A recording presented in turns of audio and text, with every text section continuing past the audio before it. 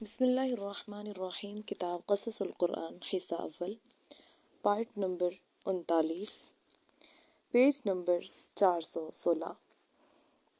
تورات نے بھی ایک جگہ اس حقیقت کو ان بہترین الفاظ کے ساتھ آشکارا کیا ہے: سن لے اے اسرائیل، آج تجھے پار اس لیے جانا ہے کہ تو ایسی قوموں پر جو تجھ سے بڑی اور زور آور ہیں، اور ایسے بڑے شہروں پر جن کی فصیلیں آسمان سے باتیں کرتی ہیں، قبضہ کرے۔ وہاں عناقیم کی اولاد ہیں جو بڑے بڑے اور قد آور لوگ ہیں، تجھے ان کا حال معلوم ہے، اور تو نے ان کی بابت یہ کہے سنا ہے کہ بنی عناق کا مقابلہ کون کر سکتا ہے؟ بس آج کے دن جان لے کہ خداوند تیرا خدا تیرے آگے آگے بھسم کرنے والی آگ کی طرح پار جا رہا ہے، اور ان کو فنا کر دے گا، اور وہ ان کو تیرے آگے پست کرے گا، ایسا کہ تو ان کو نکال کر جلد ہلاک کر دے گا، جیسا خداوند نے تجھ سے کہا ہے۔ اور جب خداوند تیرا خدا ان کو تیرے آگے سے نکال چکے تو اپنے دل میں یہ نہ کہنا کہ میری صداقت کے سبب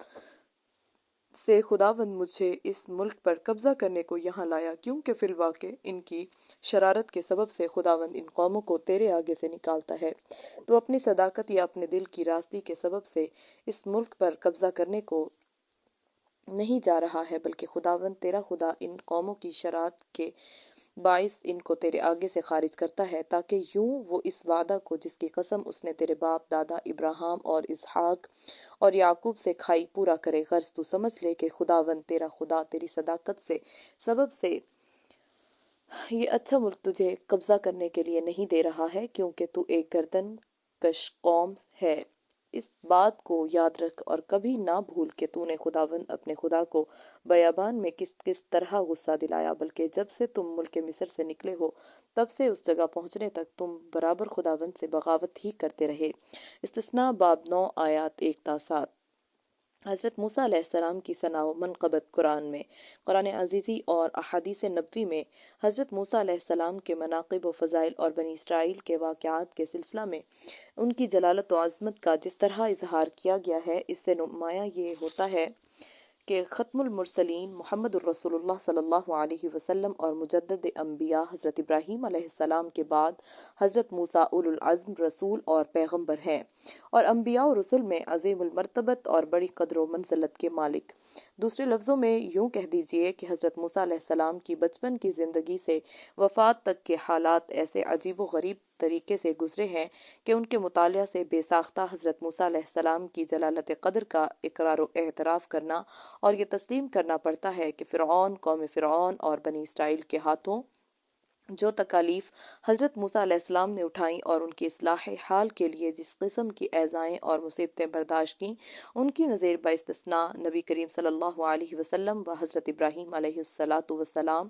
اور کسی نبی و رسول کی زندگی مبارک میں نہیں ملتی۔ قرآن عزیز نے جگہ جگہ حضرت موسیٰ علیہ السلام کے واقعات سے اسی لیے استشہاد کیا ہے کہ امتوں اور قوموں کی سہل انگاری حق سے اغماس، بلکہ تمرد و سرکشی، مخالفت و عناد، پیغمبر کی توہین و اظہار ثانی اور پیغمبر کا صبر و ضبط، اور گمراہ امت و قوم کی اصلاح اور ان کے رشد و ہدایت کے لیے پیہم سعی اور جدوجہد کا اس قدر کثیر مواد موعظت و بصیرت کے لیے کہیں نہیں پایا جاتا جس قدر حضرت موسیٰ اور بنی اسرائیل کے واقعات میں فراہم ہے۔ بس اگرچہ قرآن عزیز کی ان تمام آیات سے حضرت موسیٰ کی جلالت قدر اور اولو العزم پیغمبر ہونے کا اظہار ہوتا ہے جو ان کے واقعات کو بیان کرتی ہیں، مگر حسب ذیل آیات میں خصوصیت کے ساتھ ان کی ثنا و منقبت کا اعلان کیا گیا ہے، اور ان کے ضمن میں حضرت ہارون علیہ السلام کا بھی، چنانچہ سورہ مریم میں ارشاد ہے: وَاذْكُرْ فِي الْكِتَابِ مُوسَىٰ إِنَّهُ كَانَ مُخْلَصًا وَكَانَ رَسُولًا نَبِيًّا وَنَادَيْنَاهُ مِنْ جَانِبِ الطُّورِ الْأَيْمَنِ وَقَرَّبْنَاهُ نَجِيًّا وَوَهَبْنَا لَهُ مِنْ رَحْمَتِنَا أَخَاهُ هَارُونَ نَبِيًّا مریم۔ اور یاد کر قرآن میں موسیٰ علیہ السلام کو بے شبہ وہ تھے مخلص اور تھے رسول نبی، اور ہم نے ان کو طور ایمن کی جانب سے پکارا اور ان کو قریب کر کے ان سے سرگوشیاں کی، اور ہم نے اپنی رحمت سے ان کے بھائی ہارون کو نبی بنایا۔ اور سورہ اعراف میں ہے: قال یا موسیٰ انی اصطفیتک علی الناس برسالاتی وبکلامی مریم۔ اللہ تعالیٰ نے کہا: اے موسیٰ، بے شبہ میں نے تم کو لوگوں پر بزرگی عطا کی اور تم کو چن لیا اپنی رسالت دے کر اور ہم کلامی کا شرف بخش کر۔ بخاری و مسلم کی روایت میں ہے کہ نبی صلی اللہ علیہ وسلم نے ارشاد فرمایا، مجھ کو موسیٰ پر فضیلت نہ دو، اس لیے کہ قیامت کے دن لوگوں پر دہشت سے غشی طاری ہو جائے گی، تو سب سے پہلا شخص جس کو ہوش آئے گا میں ہوں گا، تو میں یہ دیکھوں گا کہ موسیٰ عرش کا پایا پکڑے کھڑے ہیں۔ اب میں نہیں کہہ سکتا کہ ان کو مجھ سے پہلے افاقہ ہو گیا یا وہ طور پر بے ہوش کیے جانے کے صلہ میں آج کی مدہوشی سے بری کر دیے گئے۔ ابن کثیر فرماتے ہیں کہ نبی صلی اللہ علیہ وسلم کا یہ ارشاد مجھ کو موسیٰ پر فضیلت نہ دو از رہے تواضع اور انکسار ہے، ورنہ تو دوسری جگہ آپ صلی اللہ علیہ وسلم کا خود یہ ارشاد مبارک ہے، انا سید ولد آدم ولا فخر، بغیر فخر و مباحات کے کہتا ہوں کہ میں تمام اولاد آدم کا سردار ہوں، اور آپ کا خاتم النبیین ہونا خود اس کی روشن دلیل ہے۔ رہا قیامت کا یہ واقعہ، سو یہ ایک جزئی فضیلت ہے اور منبع فضل و کمال کے مجمع کمالات کی برتری و تفوق پر اس سے اثر نہیں پڑتا۔ بہرحال اس روایت کی روح حضرت موسیٰ کی جلالت قدر اور عظمت کا اظہار ہے اور بس۔ اور سورہ نساء میں ہے،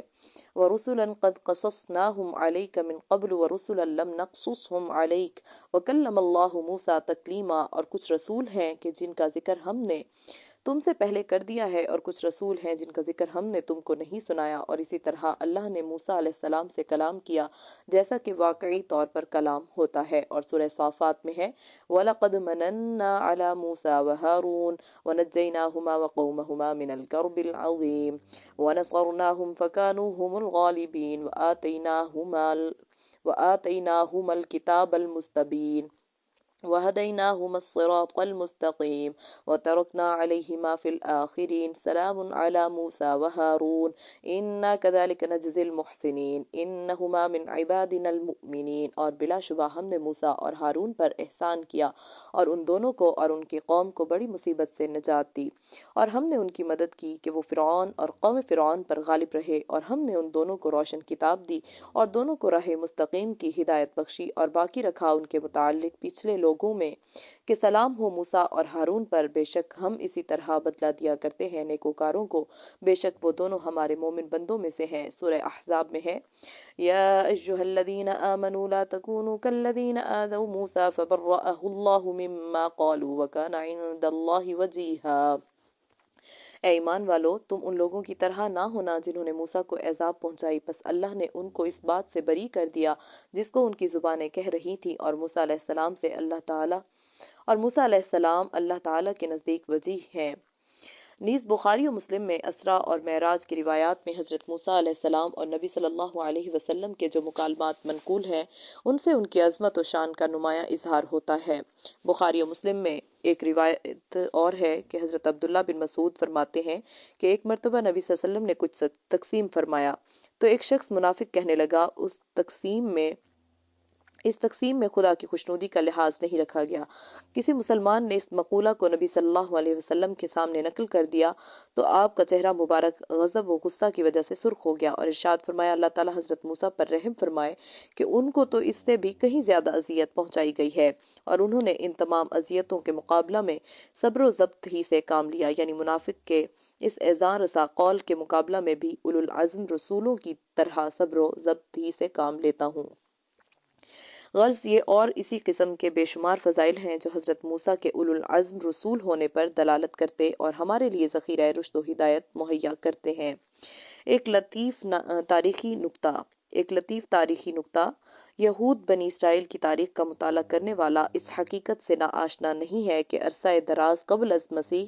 یہود حجاز میں آ کر بس گئے تھے، اور تہما، وادی قزا، فدق، خیبر اور مدینہ یثرب میں انہوں نے مکان، مذہبی صومعوں، جائیدادوں، مذہبی درسگاہوں اور فوجی چھاؤنیوں اور قلعوں کے ذریعے اپنا مستقل تمدن قائم کر لیا تھا، اور بقول عرب مورخین بنی قریظہ، بنی نذیر، بنی قینقاع اور بنی حارث بڑے بڑے یہود قبائل نے ان مقامات کو اپنا مستقل موطن بنا لیا تھا اور وہ یہیں رہ پڑے تھے۔ اس حقیقت کے پیش نظر تو اہم تاریخی سوال پیدا ہوتے ہیں جو حل طلب ہیں۔ ایک یہ کہ وہ کون سا ناگزیر واقعہ پیش آیا کہ جس کی وجہ سے یہود کو وہ سرزمین چھوڑنی پڑی جس کو فلسطین کہتے ہیں، اور جس کے متعلق یہود کا یہ عقیدہ ہے کہ وہ ارض مقدس ہے اور وہاں دودھ اور شہد کی نہریں بہتی ہیں۔ دوسرا یہ کہ اگر کسی ناگزیر حالت میں ان کو اپنی یہ محبوب سرزمین چھوڑنی ہی پڑی تھی تو پھر وہ کون سا سبب تھا جس اس نے ان کو مجبور کر دیا کہ وہ قریب کے سرسبز شاداب اور پرکیف علاقوں کو چھوڑ کر ایسے علاقوں میں آ کر آباد ہوئے جہاں گھاس پات اور زندگی کے سامان خورد نوش بھی وسعت کے ساتھ مہیا نہیں تھے۔ حالانکہ مصر ان کی سرزمین سے قریب تھا، عراق ان کا قدیم دارالہجرت اور نزدیک شاداب اور متمدن ساز و سامان کا مرکز تھے۔ پہلے سوال کا جواب تو تاریخ یہ دیتی ہے کہ فلسطین کی محبوب، مقدس اور پیاری سرزمین سے یہود کو 701 قبل عیسوی طیطس رومی ٹائٹس کے زمانہ میں جبراً نکلنا پڑا۔ اس بادشاہ نے فلسطین پر فوج کشی کر کے بلاد فلسطین کو تہہ و بالا کر ڈالا، بیت المقدس کو برباد کر دیا۔ اس ہیکل کو جس پر یہود کا ناز تھا، وہ جس کی مضبوطی اور پرشوکت تعمیر کی وہ مثالیں دیا کرتے تھے، اور جس کے ساز و سامان اور مکلل و مذہب ظروف پر وہ فخر کیا کرتے تھے، ظالم نے اس کو کھود کر پھینک دیا تھا اور اس کے تمام بیش قیمت ساز و سامان کو لوٹ لیا تھا۔ اور دوسرے سوال کا جواب یہ ہے کہ یہود تورات میں پڑھ چکے اور اپنے پیغمبروں کی زبانی سن چکے تھے کہ اللہ تعالیٰ ایک زمانہ میں اپنے اس عہد کو بنی اسرائیل کے بھائیوں بنی اسماعیل میں پھر تازہ کرے گا، اور ان کو یہ بھی معلوم تھا کہ وہ یثرب مدینہ میں آئے گا اور یہ اس کا دارالہجرت بنے گا اور اس کی دعوت الہی کا مرکز قرار پائے گا، اور یہ کہ بت پرستوں کے مقابلہ میں اس کی مجاہدانہ زندگی کامیاب ہوگی، اور ابراہیم، اسماعیل، اسحاق اور یعقوب و موسیٰ کے اعلان حق کو دوبارہ اسی کے ہاتھوں سربلندی نصیب ہوگی۔ اس لیے جب وہ اس بت پرست بادشاہ کے ہاتھوں عاجز و درماندہ ہوئے، انہوں نے اپنی سربلندی کی آخری پناہ حجاز کی اس سرزمین یثرب مدینہ ہی کو سمجھا اور اس راہ پر اپنا موطن بنا لیا جو اس نبی کے ظہور کے شہر فلسطین کے درمیان تھی، اور اس طرح وہ نبی منتظر کے انتظار اور اپنے کھوئے ہوئے وقار کی واپسی کے لیے زندگی بسر کرنے لگے۔ چنانچہ یسعیاہ نبی کے صحیفہ میں صراحت کے ساتھ مذکور ہے کہ اس نبی کا ظہور صلہ پہاڑ کے قریب ہوگا، اور یہ ظاہر ہے کہ مدینہ کی آبادی ایسی جگہ واقع ہے جس کے مشرق میں جبل احد ہے اور مغرب میں جبل صلہ اور درمیان میں وادی مدینہ ہے۔ اے سمندر پر گزرنے والوں اور اس میں بسنے والوں، اے جزیرہ اور ان کے باشندوں، خداوند کے لیے نیا گیت گاؤ، زمین پر سر تاسر اسی کی ستائش کرو، بیابان اور اس کی بستیاں قیدار کے آباد گاؤں میں اپنی آواز بلند کریں، صلہ کے بسنے والے گیت گائیں، پہاڑوں کی چوٹیوں سے للکاریں، وہ خداوند کا جلال ظاہر کریں اور جزیروں میں اس کی ثنا خوانی کریں۔ خداوند بہادروں کی مانند نکلے گا، وہ جنگی مرد کی مانند اپنی غیرت دکھائے گا، وہ نعرہ مارے گا، وہ وہاں للکارے گا، وہ اپنے دشمنوں پر غالب آئے گا۔ میں بہت مدت سے چپ رہا، میں خاموش ہو رہا اور ضبط کرتا رہا۔ جو کھودی ہوئی مورتوں پر بھروسہ کرتے اور ڈھائے ہوئے بتوں سے کہتے ہیں تم ہمارے معبود ہو، وہ پیچھے ہٹیں گے اور وہ بہت شرمندہ ہوں گے۔ یسعیاہ باب 42 آیات 10 تا 17، ماخوذ از قصص الانبیاء النجار۔ یہ بات روز روشن کی طرح عیاں ہے کہ موسیٰ علیہ السلام کے بعد نبی صلی اللہ علیہ وسلم کے ماں سوا کوئی نبی اور پیغمبر ایسا نہیں آیا جس نے بت پرستوں سے جہاد کیا ہو اور انجام کار ان کو نامرادی کا منہ دیکھنا پڑا ہو۔ پھر یہ نبی قیدار کون ہے؟ صلہ کس جگہ واقع ہے؟ جزیروں اور پہاڑوں کا بار بار تذکرہ کیوں ہے؟ یہ تمام باتیں پکار کر کہی جا رہی ہیں کہ یہ ایسی شریعت اور ایسے نبی کی بشارت کا ذکر ہے جو جزیرہ عرب میں حجاز کے خطہ سے متعلق ہے۔ تو کیا پھر یہی وہ بات نہیں ہے جس کو قرآن عزیز نے زندہ تاریخی شہادت کے طور پر یہود کو مخاطب کرتے ہوئے اس طرح بیان کیا ہے؟ وَلَمَّا جَاءَهُمْ كِتَابٌ مِّنْ عِندِ اللَّهِ مُصَدِّقٌ لِّمَا مَعَهُمْ وَكَانُوا مِن قَبْلُ يَسْتَفْتِحُونَ عَلَى الَّذِينَ كَفَرُوا فَلَمَّا جَاءَهُم مَّا عَرَفُوا كَفَرُوا بِهِ فَلَعْنَةُ اللَّهِ عَلَى الْكَافِرِينَ۔ سورہ بقرہ۔ اور جب کہ ان کے پاس اللہ کی جانب سے کتاب قرآن آئی جو اس کتاب تورات کی تصدیق کرتی ہے جو ان کے پاس ہے، اور یہ یہود محمد صلی اللہ علیہ وسلم کے نام سے کافروں کے مقابلہ میں فتح کی دعائیں مانگا کرتے ہیں، پھر جب ان کے پاس جانی پہچانی بات محمد صلی اللہ علیہ وسلم آ پہنچی تو اس کا انکار کرنے لگے، سو اللہ کی لعنت ہو انکار کرنے والوں پر۔ یعنی جب ان اہل کتاب یہود کی یثرب کے بت پرستوں سے جنگ ہوا کرتی تھی اور اہل کتاب کو شکست ہو جاتی تو وہ دعائیں مانگا کرتے تھے کہ خدا نبی منتظر کو جلدی بھیج کہ ہم اس کے ساتھ مل کر بت پرستی کا قلع قما کریں اور تیرے وعدہ کے مطابق حق کو کامیابی حاصل ہو۔ لیکن جب وہ پیغمبر برحق تشریف لے آئے اور مبعوث ہو گئے تو وہ اس حسد میں اس کا انکار کرنے لگے کہ یہ اسماعیلی کیوں ہے، اسرائیلی کیوں نہیں۔ معلوم ایسا ہوتا ہے کہ بعض علماء یہود اس وسوسہ میں گرفتار تھے کہ اگرچہ اس پیغمبر کی بعثت اور ظہور کا مقام کوہ سلا کے قریب بتایا گیا ہے، مگر اس کا ظہور بنی اسرائیل ہی میں سے ہونا چاہیے، اور اسی لیے وہ یہاں آ کر بس گئے تھے کہ خدا کا وہ وعدہ ہم ہی میں پورا ہو۔ لیکن انہوں نے یہ فراموش کر دیا تھا کہ اسی تورات میں اس نبی منتظر کے لیے یہ بھی کہا گیا ہے کہ میں ان کے لیے انہی کے بھائیوں میں سے ایک نبی برپا کروں گا، اور یہ نہیں کہا کہ انہی بنی اسرائیل میں سے برپا کروں گا۔ استثناء باب 18 آیت 17۔ لیکن ان کے جمہور علماء اور ان کے پیرو عوام اس حقیقت سے آشنا نہ تھے کہ یہ نعمت اب ان کے بھائیوں بنی اسماعیل میں منتقل ہو کر ہم کو مستفیض کرنے والی ہے۔ اسی جانب قرآن نے اشارہ کیا ہے، یعرفونہ کما یعرفون ابناءہم بقرہ، یہ محمد کو اس طرح سچا نبی جانتے ہیں جس طرح اپنے بیٹوں کے بیٹا ہونے پر یقین رکھتے ہیں۔ الحاصل یہ وجہ تھی کہ صدیوں پہلے بنی اسرائیل جب جبرن و قہرن فلسطین کی سرزمین سے نکالے گئے تو انہوں نے مصر، شام اور عراق کے سرسبز و شاداب اور متمدن ملک کو چھوڑ کر حجاز کی سرزمین کو ترجیح دی اور یثرب، مدینہ اور اطراف یثرب میں آ کر بس گئے اور اسی کو اپنا وطن و مسکن بنا لیا، مگر افسوس کہ اس کے ظہور پر حسد و بغض نے ان کو دولت ایمان سے محروم رکھا۔ جدید تاریخی حقائق کے پیش نظر اس مقام پر یہ سوال پیدا ہو سکتا ہے کہ سوال و جواب کی مستعار بالا پوری بحث اس لیے بیکار ہے کہ سرزمین حجاز مدینہ میں جو یہود آباد تھے وہ عربی نژاد تھے، یہودی النسل نہیں تھے، اس لیے کہ یہود بنی اسرائیل کے خصوصی امتیازات میں سے ایک امتیاز یہ بھی ہے کہ وہ دنیا کے کسی گوشہ میں بھی جا کر بسے ہوں اپنے اسرائیلی ناموں کو نہیں چھوڑتے، بخلاف یہود حجاز کے کہ ان کے اجداد کے نام قریظہ، نذیر، قینقاع عربی نام ہے اور اسرائیلی ناموں سے بالکل ممتاز ہیں۔ اس کا جواب یہ ہے کہ اگر اس جدید نظریہ کا مطلب یہ ہے کہ سرزمین میں حجاز آباد ہیں، یہود صرف عرب نژاد ہی تھے اور ان میں یہودی النسل قطعاً موجود نہ تھے، تو یہ قطعاً غلط اور واقعات تاریخی کے خلاف ہے، اس لیے کہ ان قبائل میں بعض وہ قبائل بھی ہیں جن کا ارض فلسطین سے ہجرت کر کے حجاز آباد ہو جانا تاریخ کے اوراق میں آج تک محفوظ ہے، اور اگر اس کے معنی یہ ہے کہ قبائل عرب کے ساتھ ساتھ یہودی النسل قبائل بھی یہاں آباد تھے اور انہی کی بدولت قبائل عرب میں یہودیت کا بیج بویا گیا تھا، تو مستعار بالا سوال پھر پیدا ہو جاتا ہے اور اس کا جواب تاریخی حیثیت سے وہی دیا جا سکتا ہے جو گزشتہ سطور میں دیا جا چکا ہے۔ بصیرتیں اور عبرتیں۔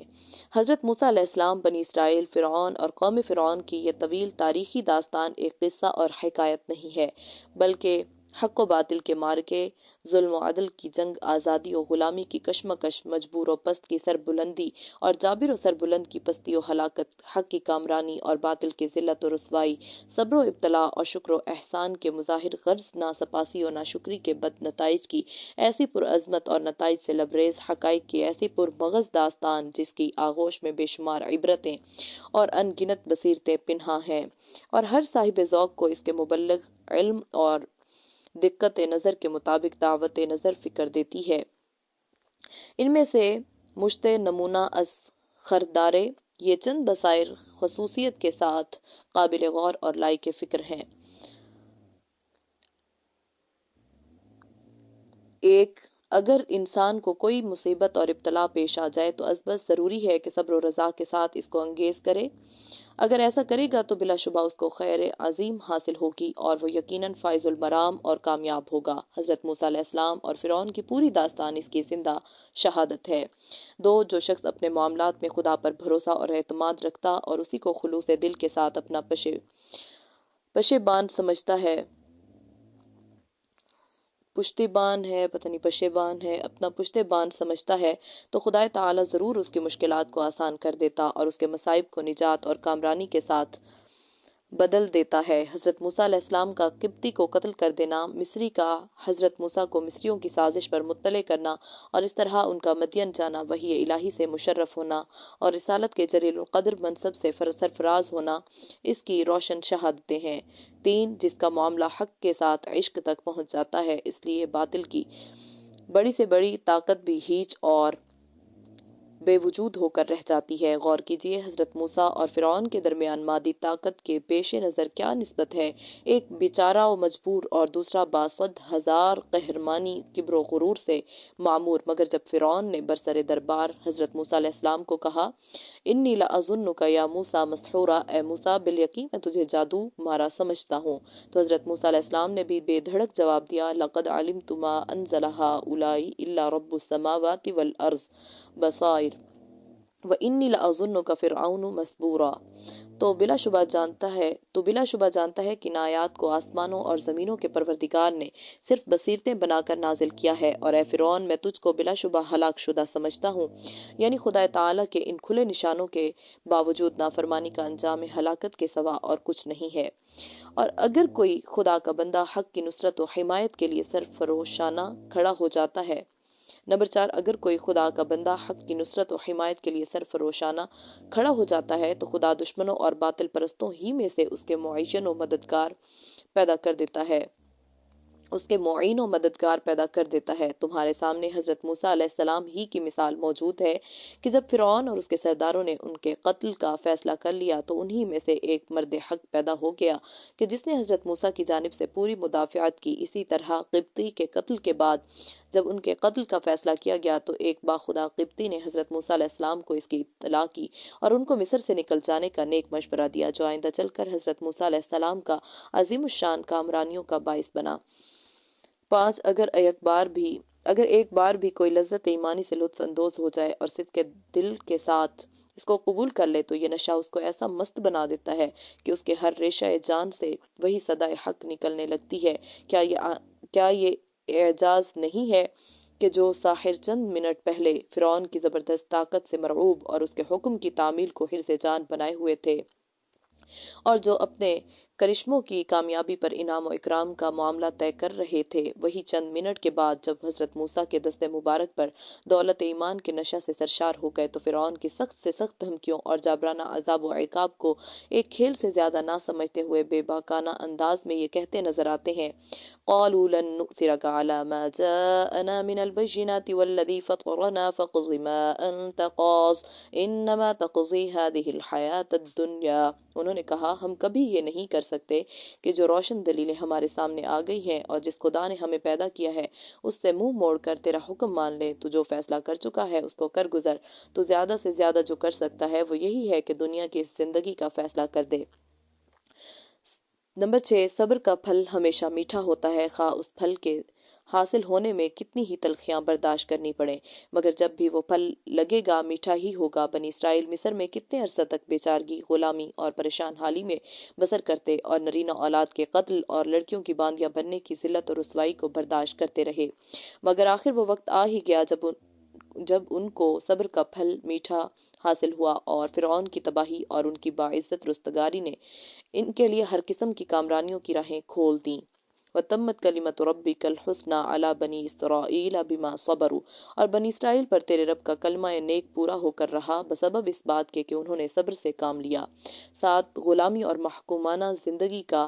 سب سے بڑا اثر یہ ہوتا ہے کہ ہمت و عزم کی روح پست ہو کر رہ جاتی ہے اور انسان اس ناپاک زندگی کے ذلت آمیز امن و سکون کی نعمت کو سمجھنے اور حقیر راحتوں کو سب سے بڑی عظمت تصور کرنے لگتا ہے اور جد و جہد کی زندگی سے پریشان و حیران نظر آتا ہے۔ اس کی زندہ شہادت بھی ان بنی اسرائیل کی زندگی کا وہ نقشہ ہے جس میں حضرت موسیٰ کے آیات و بینات دکھانے، عزم و ہمت کی تلقین کرنے اور خدا کے وعدہ کامرانی کو باور کرانے کے باوجود ان میں زندگی اور پامردی کے آثار نظر نہیں آتے اور وہ قدم قدم پر شکووں اور حیرانیوں کا مظاہرہ کرتے نظر آتے ہیں۔ ارض مقدس میں داخلہ اور وعدہ نصرت کے باوجود بت پرست دشمنوں کے مقابلہ سے انکار کے وقت یہ تاریخی جملے انہوں نے کہے، وہ اس حقیقت کے لیے شاہد عدل ہیں فَاذْهَبْ أَنْتَ وَرَبُّكَ فَقَاتِلَا إِنَّا هَاهُنَا قَاعِدُونَ۔ اے موسیٰ، تو اور تیرا رب دونوں جا کر ان سے لڑو، بلا شبہ ہم تو یہیں بیٹھے ہیں، یعنی تماشا دیکھتے ہیں۔ 8، وراثت زمین یا وراثت ملک اسی قوم کا حصہ ہے جو بے سر و سامانی سے بے خوف ہو کر اور عزم و ہمت کا ثبوت دے کر ہر قسم کی مشکلات اور موانع کا مقابلہ کرتی اور صبر اور خدا کی مدد پر بھروسہ کرتے ہوئے میدان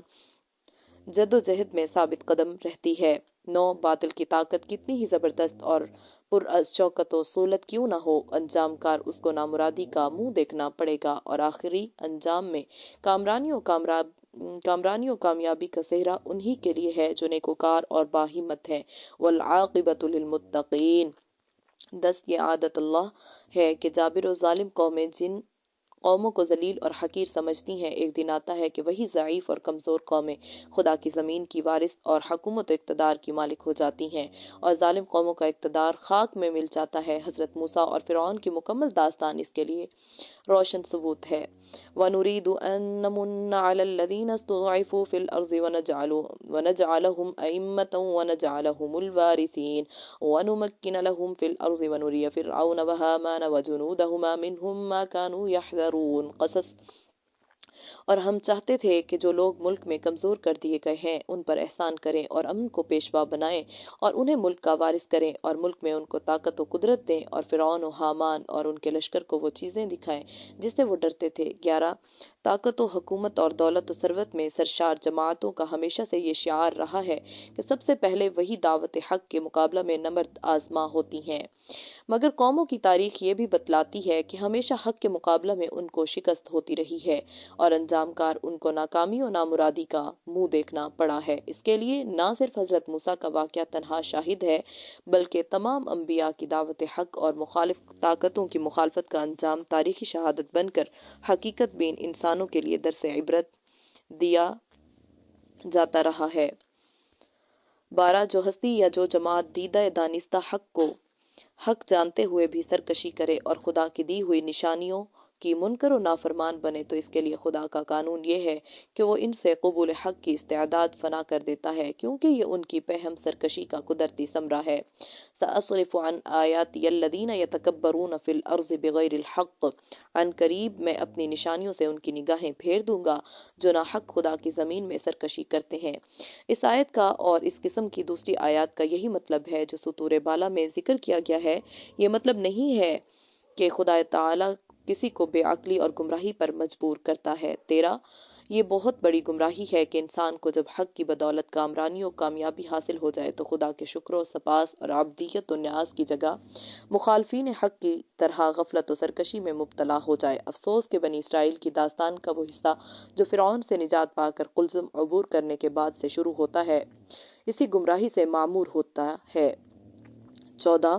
دین کے بارے میں ایک بہت بڑی گمراہی کہ انسان صداقت و سچائی کے ساتھ اس پر عمل نہ کرتا ہو، بلکہ نفس کی خواہش کے مطابق اس میں ہیلہ سازی کر کے اس سے خود کو بچانے کی کوشش کرتا ہو۔ یہود نے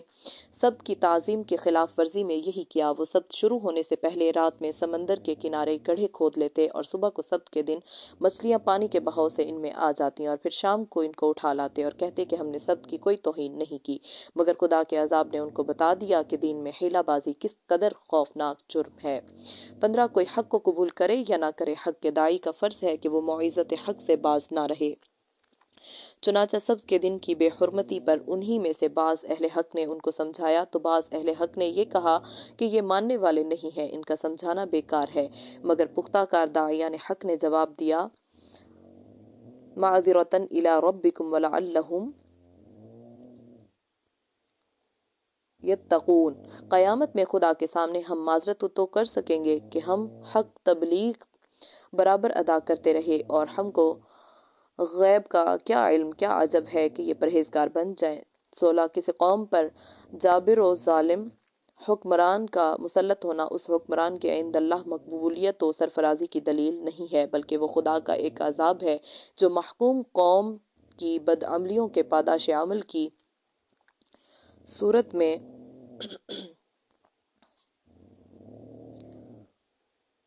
ظاہر ہوتا ہے، مگر محکوم قوم کی ذہنیت پر جابر طاقت کا اس قدر غلبہ چھا جاتا ہے کہ وہ اس کی قہرمانیت کو ظالم حکمراں پر خدا کی رحمت اور اس کے اعمال کا انعام سمجھنے لگتی ہے۔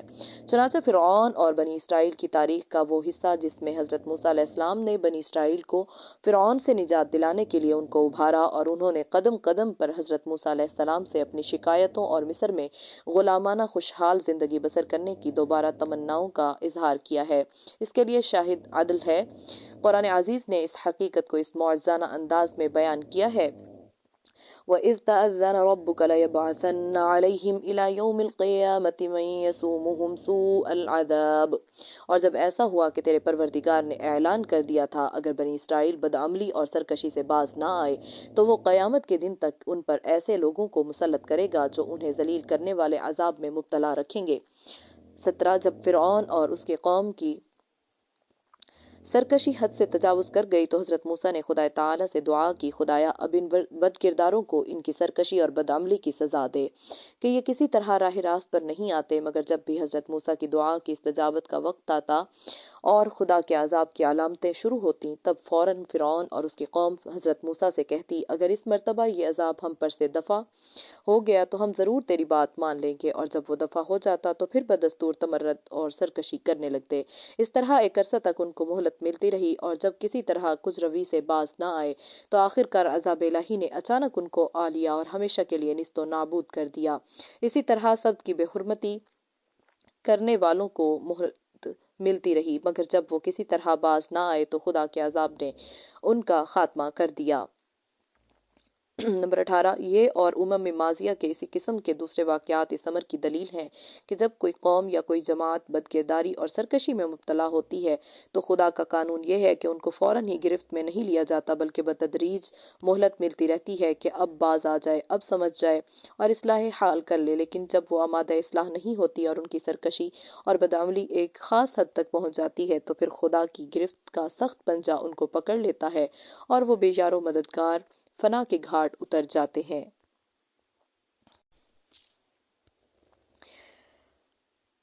نمبر 19 کسی ہستی کے لیے بھی وہ نبی یا رسول ہی کیوں نہ ہو یہ مناسب نہیں کہ وہ یہ دعویٰ کرے کہ مجھ سے بڑا عالم کائنات میں کوئی نہیں، بلکہ اس کو خدا کے علم کے سپرد کر دینا بہتر ہے، کیونکہ فوق کل ذی علم علیم اس کا ارشاد عالی ہے۔ حضرت موسیٰ علیہ السلام نے جلیل القدر رسول و پیغمبر اور جامع صفات و کمالات نبوت ہونے کے بعد جب یہ فرمایا کہ میں سب سے بڑا عالم ہوں تو خدا نے ان کو تنبیہ کی اور خضر علیہ السلام سے ملاقات کرا کے یہ بتایا کہ ان صفات کمال کے باوجود علم الہی کے اسرار اس قدر بے غایت و بے نہایت ہیں کہ ان میں سے چند امور کو اس نے ایک بزرگ ہستی پر ظاہر کر دیا تو موسیٰ ان تکوینی اسرار کو سمجھنے سے قاصر رہے۔ 20 پیروان ملت اسلامیہ کے لیے غلامی بہت بڑی لعنت اور خدا کا بہت بڑا غضب ہے، اور اس پر قانع ہو جانا گویا عذاب الہی اور لعنت خداوندی پر قناعت کر لینے کے مترادف ہے۔ یہی وجہ ہے کہ حضرت موسیٰ نے فرعون کو دعوت حق دیتے ہوئے پہلا مطالبہ یہ کیا